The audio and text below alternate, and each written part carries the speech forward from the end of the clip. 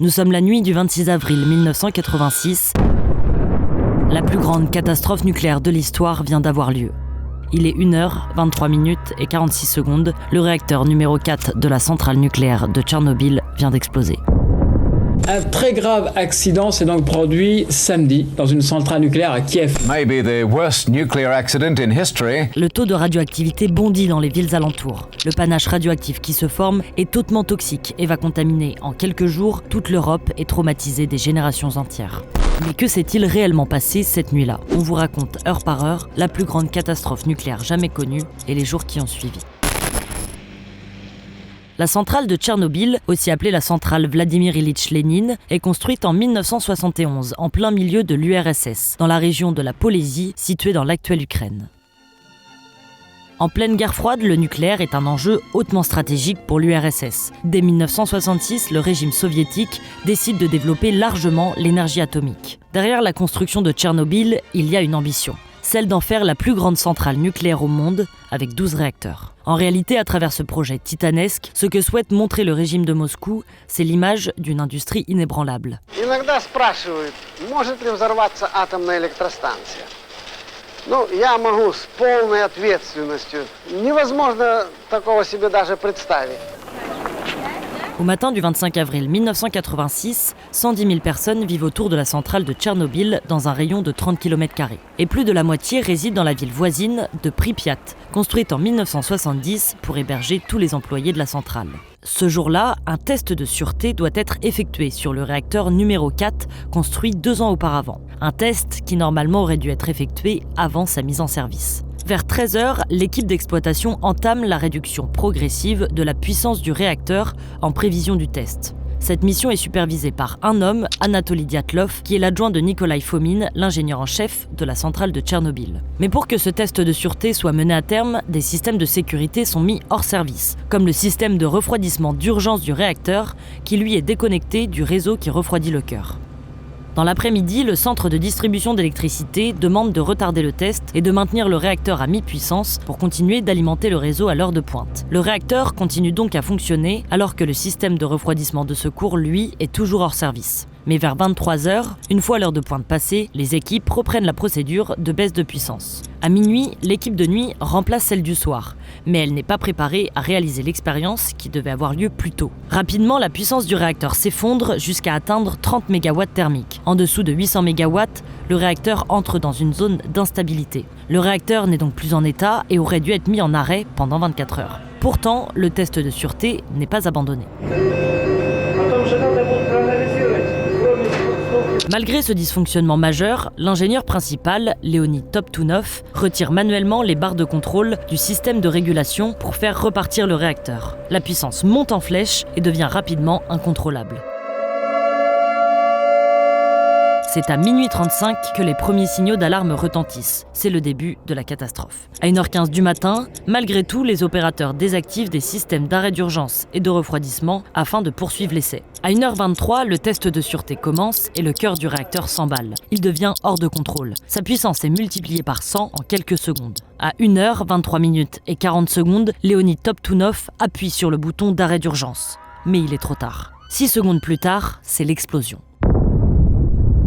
La pression est si forte que les 1000 tonnes de béton du couvercle du réacteur sont propulsées dans les airs et retombent au cœur de celui-ci. Une seconde déflagration a lieu et détruit tout autour. Le réacteur prend feu à l'air libre. Des débris radioactifs explosent tout autour et une trentaine d'explosions ont lieu sur les toits des bâtiments et dans les salles des machines. À 1h28, les pompiers de la centrale se précipitent sur site avec leur lance à eau pour tenter d'éteindre les flammes. Ils n'ont aucune protection et aucun d'entre eux n'est au courant que le cœur du réacteur est ouvert. Pendant ce temps-là, le feu ravage la salle des machines au niveau 0. À l'intérieur, l'ingénieur Valery Kodemchuk. Il sera la première victime de Tchernobyl. Vers 2h du matin, l'équipe d'exploitation appelle chez lui le directeur de la centrale, Viktor Bryukhanov, qui arrive sur place quelques minutes après. Malgré le taux excessif de radioactivité, le directeur et les équipes de l'unité 4 estiment encore que le réacteur est intact. Viktor Bryukhanov téléphone d'abord au responsable du secteur de l'énergie nucléaire à Moscou, puis appelle le ministère de l'énergie. Il déclare que le cœur du réacteur n'est probablement pas endommagé. alors qu'au même moment, des milliards de particules radioactives contaminent les environs. Vers 5 heures, le chef adjoint de la centrale, Anatoly Dyatlov, est pris de vomissements. Les premiers effets de l'irradiation commencent à se manifester. Dans les heures qui suivent, l'hôpital de Pripyat est saturé par l'arrivée d'employés irradiés et de pompiers brûlés. В поліклініку врачі, що в першу чергу? Аналіз крові. Всі пальці б'ють, а така світленька, як вода, жидкость виступає, кров не йде. Правда? І вони, значить, вердикт лікарів негайно виводить із зони. Les plus malades sont directement envoyés dans un hôpital de Moscou spécialisé dans les maladies liées aux fortes radiations.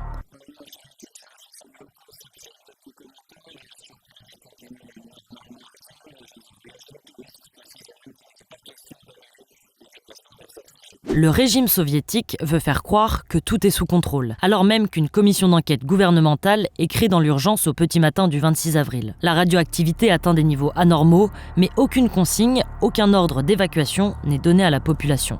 Dans l'après-midi, des membres de la commission gouvernementale arrivent de Moscou en avion et survolent le lieu de la catastrophe. Parmi eux, Valéry Legasov, un haut responsable de l'énergie atomique soviétique qui se suicidera 2 ans plus tard. Dans ses mémoires, il écrit « En nous approchant de Tchernobyl, nous fûmes frappés par la couleur du ciel. À une dizaine de kilomètres, une lueur cramoisie dominait les environs. Les responsables étaient perdus, paralysés. Ils ne savaient où donner de la tête et n'avaient reçu aucune directive. » Du ciel, les membres de la commission découvrent un réacteur numéro 4 complètement explosé. Vers 20h, Boris Sherbina, le chef de la commission gouvernementale, organise une réunion à Pripyat pour évaluer la situation. Mais toujours aucun ordre d'évacuation n'est donné. Mais le vent tourne au cours de la soirée et le panache radioactif se dirige vers Pripyat. La radioactivité dans la ville atteint un taux record. Alors Boris Sherbina change d'avis. À 22h, un premier ordre d'évacuation est décidé. Dès le lendemain, l'armée de l'air est déployée pour étouffer l'incendie. Des hélicoptères larguent du sable et près de 150 tonnes de matériaux pour tenter d'ensevelir le cœur du réacteur. Le lendemain, à midi, un message des autorités soviétiques est adressé à la population.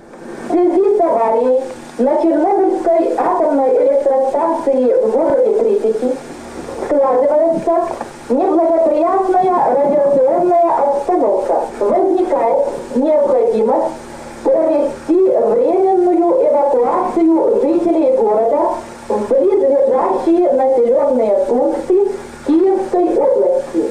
Plus de 1200 bus sont affrétés pour évacuer les 45 000 habitants de Pripyat. Ils ne rentreront jamais chez eux. Nous sommes 48 heures après la catastrophe et le régime soviétique n'a toujours formulé aucune annonce officielle. Progressivement, le panache radioactif se déplace vers le nord de la Biélorussie et les pays baltes. Le 28 avril, il atteint les pays scandinaves. C'est la Suède qui a donné l'alerte en constatant sur son territoire une radioactivité 5 fois supérieure à la normale. L'agence de presse soviétique officielle réagit dans un communiqué. L'agence TASS a parlé d'accident dès hier soir. Des responsables scientifiques scandinaves, eux, parlent de catastrophe. L'agence TASS, qui a annoncé exceptionnellement la nouvelle, n'a précisé ni la date, ni les conséquences de cet accident. On sait seulement qu'il y a des victimes. Le panache dissémine des éléments radioactifs sur la plupart des pays européens, et notamment du césium-137, un élément radioactif qui met plus de 300 ans à disparaître complètement. Le panache atteint la France le 29 avril 1986. Pourtant, selon les bulletins officiels, le fameux nuage de Tchernobyl ne traverse pas les frontières françaises.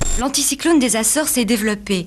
La météo affirme qu'il restera jusqu'à vendredi prochain suffisamment puissant pour offrir une véritable barrière de protection.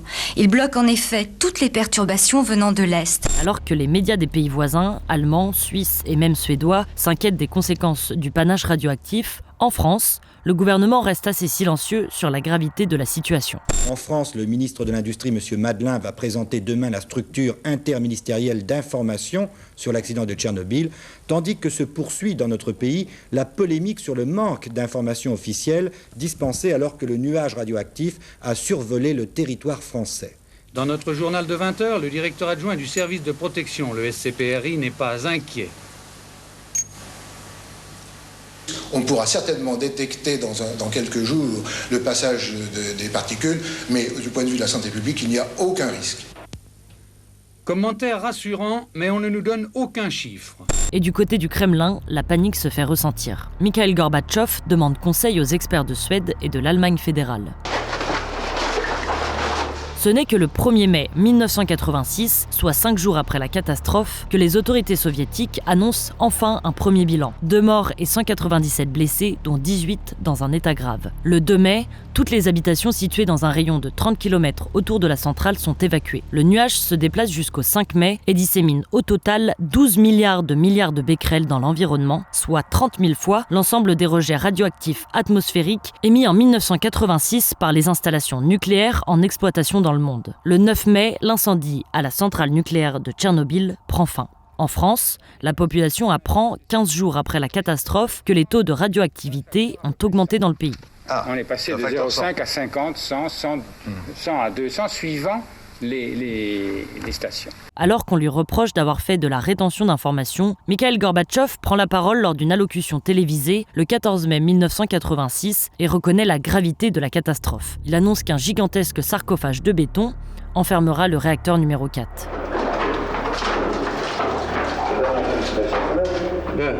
Les jours qui suivent, des liquidateurs sont réquisitionnés. Ils nettoient les villages abandonnés et détruisent tous les biens matériels devenus radioactifs. Ils détruisent des voitures, des maisons et tuent même les animaux restés sur place par peur qu'en s'échappant, ils contaminent les zones alentours. Пиль страшна, респіратор поробиш півчаса, а лепесток аж такий цибульового формі стає, тут де дихаєш. Ну, йод виділяється. І так робили по 12 годин. Entre 1986 et 1992, entre un demi-million et 1 million de liquidateurs sont mobilisés. Un grand nombre d'entre eux vont tomber malades ou mourir des suites de leur irradiation. Aujourd'hui encore, 40 ans après la catastrophe de Tchernobyl, le bilan est toujours incertain car aucune étude ne peut déterminer le nombre exact de morts. En 1995, Kofi Annan, le secrétaire général de l'ONU, déclarait « 9 millions d'adultes et plus de 2 millions d'enfants souffrent des conséquences de Tchernobyl et la tragédie ne fait que commencer. » По різним регіонах пороз'їжджались, тихенько помирають. Остається мало. Не один, я вам скажу, не один чорнобилець не чувствує себе нормальне здоров'я. Це називається смерть у розстрочку. Це як 9 класів закінчив.